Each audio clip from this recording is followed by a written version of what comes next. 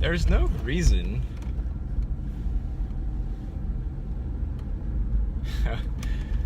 I've talked about this before.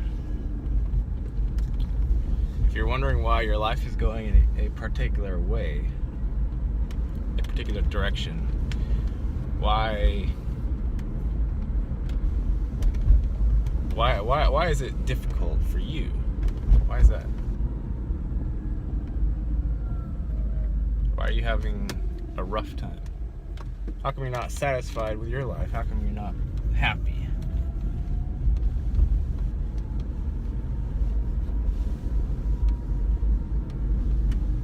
Why?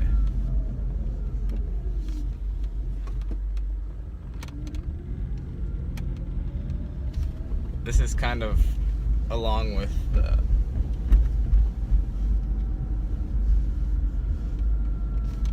the idea, the video that I made before about why self-work is the most difficult thing you'll ever do. Because of the nature of what you're trying to change.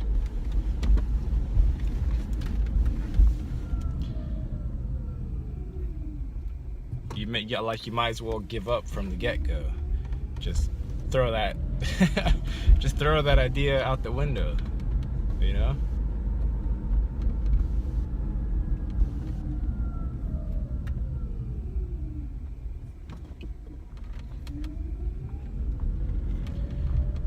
Because the universe knows that you're going to learn just as much from being in suffering and pain as you are going to learn from having joy and success and warm fuzzies. It knows that both sides are equal teachers. There's not one side isn't better than the other. And it also knows that if you're on one side, then the other one's sure to be right around the corner, so to speak. Maybe the corner is a couple hundred years away, but it's still right around the corner. You just can't see it.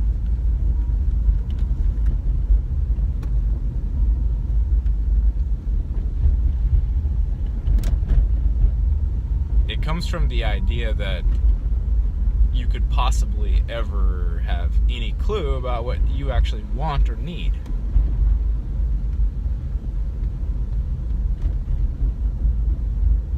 And you don't have any clue. Not the slightest shred. The only thing that you know is that you don't like pain. And that you do like fun and joy. And fucking. Things of those natures, you know? At least your body knows that you like that.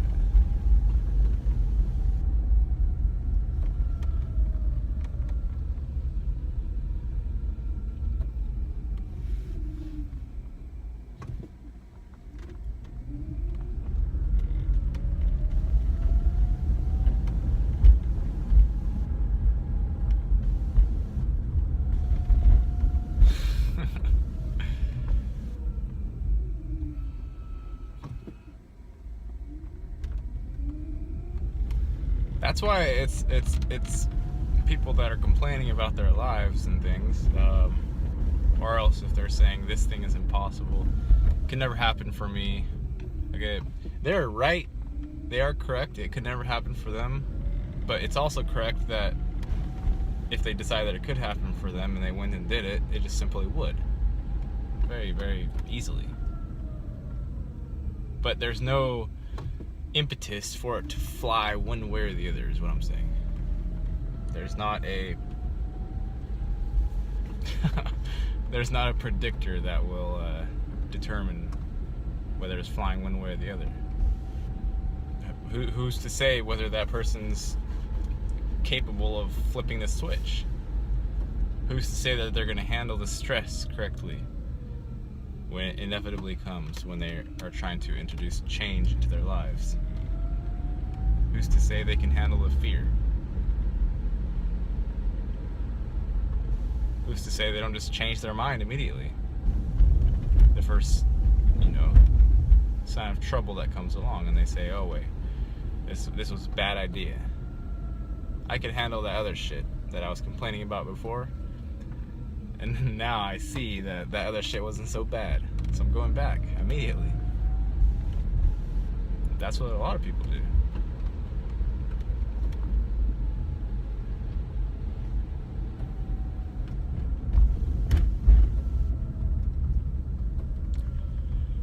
That's why this whole this whole awakening stuff is kind of like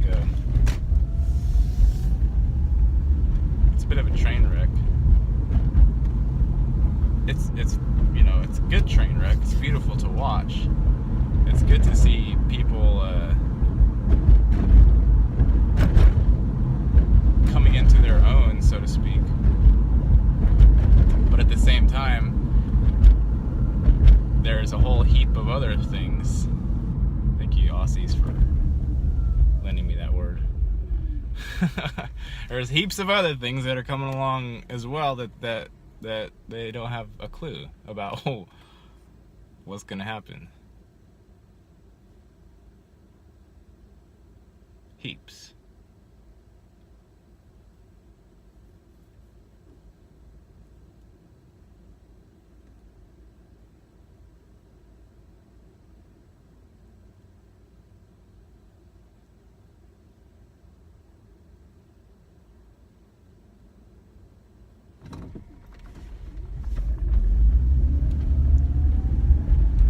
Really, in my perspective, as you mosey along through your life,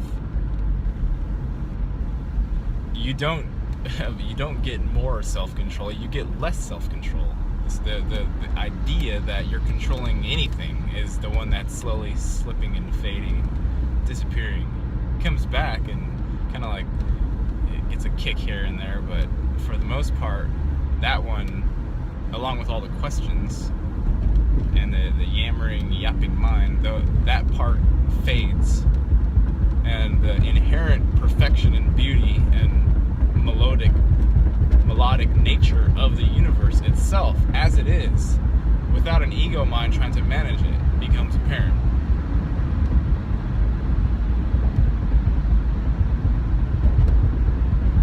That's my experience. The ego mind trying to manage the universe, while it's slightly humorous at some points, it's purely constrictive in nature.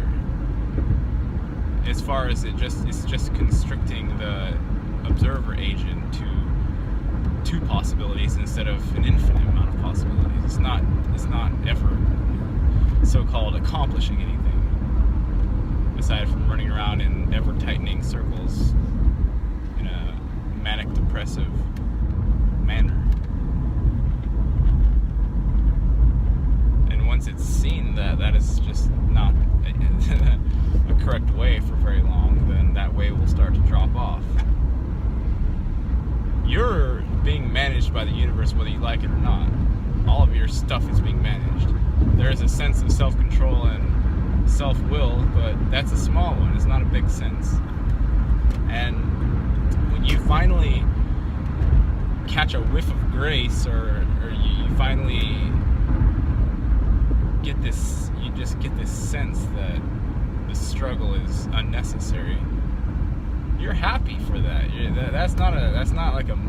There is a mourning period, because the ego, while you're in it, feels really tough and everything, and it feels like it's gonna figure all the problems out. But that's very temporary. That's a very temporary feeling, and once it's starting to release its hold on you, then you're thankful. You know, you're thankful that you're in control of exactly zero things, like not even one.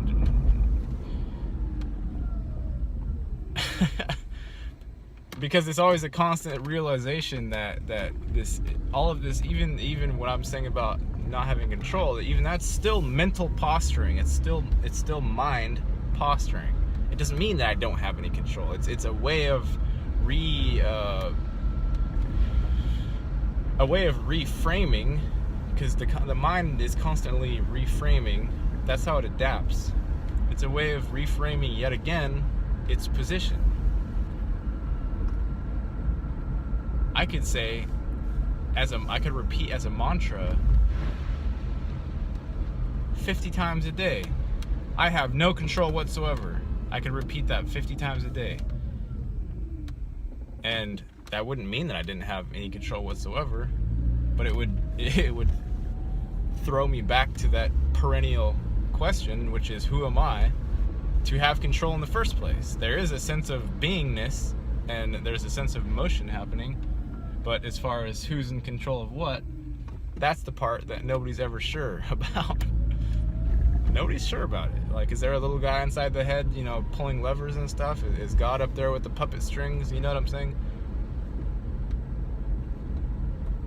Is it driven by whims and fancy? Who knows? That's part of the mystery of it, though.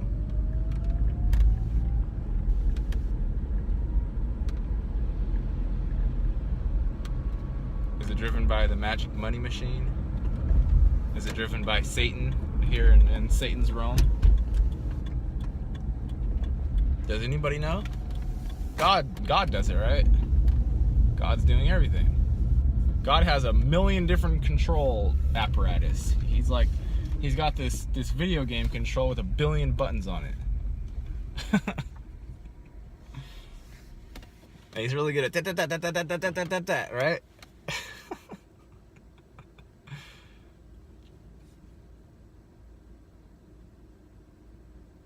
So there is something to be said for surrender. There's something to be said for self-control. There's something to be said for self-will. There's something to be said for there is no authority fucking anywhere, including your own government, including your own self. And there's also a place for silence within all of that. There's a place for meditation. There's a place for the Nicoles to go around and yap and blah blah blah. Like, there's a place for everything. There's a place for all kinds of beings. Takes all kinds of kinds. I think a country song said that. Not only is there room for every single type of entity that's here, but every single one of them is necessary. At some points during your journey, as you're like swimming through the stuff, especially if you're taking hallucinogenics or something. I have a memory of this, even though I haven't done them in a while. Cellular memory. At a certain point, you realize that every single aspect, like literally everything that's conceivable and that's inconceivable, is absolutely necessary for this place to even exist, for existence to exist. It needs every bit, every fraction, everything. Nothing can be left out. Nothing. And there's nothing to do about it. You can do things. You can throw a big fucking tantrum. You can kill yourself. You can go jump off the Golden Gate. I could do it, you know, if I got real depressed. If I needed a deep rest at the bottom of the ocean, then I could go jump off. I could go hijack a sailboat. You know, there's tons of them around here. I could get into monk mode and go and meditate on, you know, Golden Gate Park for 5 days in a row and get people all interested in me and see what the fuck he's doing. Teach them how to be still. I could do that. I could work every single day and make a ton of money and blah, blah, blah, blah, blah.